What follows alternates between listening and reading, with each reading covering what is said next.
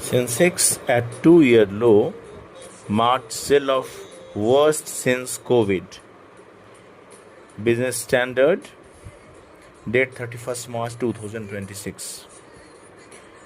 FPI's withdrawal record 1.23 trillion this month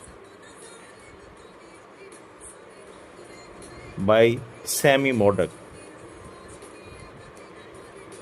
Domestic equities fell more than 2% on Monday, capping their steepest monthly decline since the COVID pandemic-led rout of March 2020, as escalating war in West Asia drove a sharp rise in crude oil prices and darkened the outlook for India's growth and inflation. Brent crude was on course for a record monthly gain after Yemeni Houthi forces launched attacks on Israel, broadening the US-Israel conflict with Iran. The Sensex dropped 2.22% or 1,636 points to close at 71,948, its lowest level since February 14, 2024. The Nifty 50 fell 2.14% or 488 points to 22,331, its weakest since April 7, 2025. Both indices have declined by more than 11% over March. The broader market saw a sharp erosion in investor wealth, with the total market capitalization of BSE listed companies shrinking by 51.1 trillion during the month to 412.2 trillion.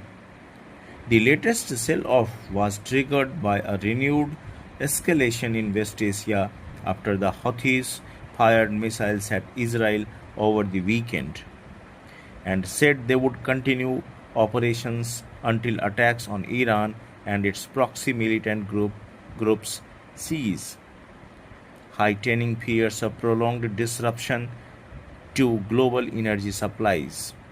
Brent crude briefly rose above $116 a barrel, intensifying concerns for India, one of the world's largest oil importers. Adding to uncertainty, US President Donald Trump issued another warning to Iran on Monday to open the Strait of Hormuz or risk US attacks on its oil wells and power plants. Tehran, on the other hand, described US peace proposals as unrealistic and fired waves of missiles at Israel. Foreign portfolio investors remained heavy sellers, withdrawing more than 1.12 trillion over the month, the largest monthly outflow on record in rupee terms, surpassing the previous high of 91,983 crore in October 2024. The scale of outflows ranks among the highest globally. In investor sentiment, both foreign and domestic, was further weighted by tightening financial conditions. The rupee breezed 95 to the dollar during intraday trade. Meanwhile, the yield on the 10-year government bond breezed 7%, its highest level in nearly 2 years.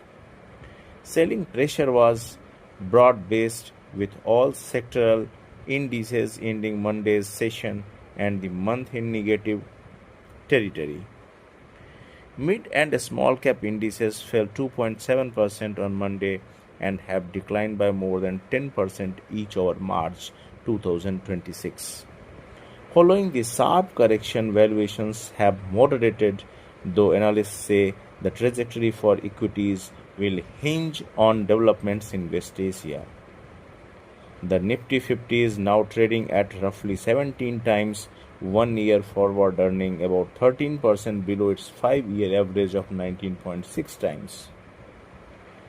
Sahars Kumar, an equity strategist at Elara Capital, said the market appears to be approaching a support zone, at around 17.3 times 1 year forward earnings. The Nifty 50 is trading below its long-term average, placing it in a zone that has historically seen rebounds barring extreme disruptions. Caution, however, persists. Sailesh Rajbhan, Chief Investment Officer for Equities at Nippon India Mutual Fund, said the duration of the crisis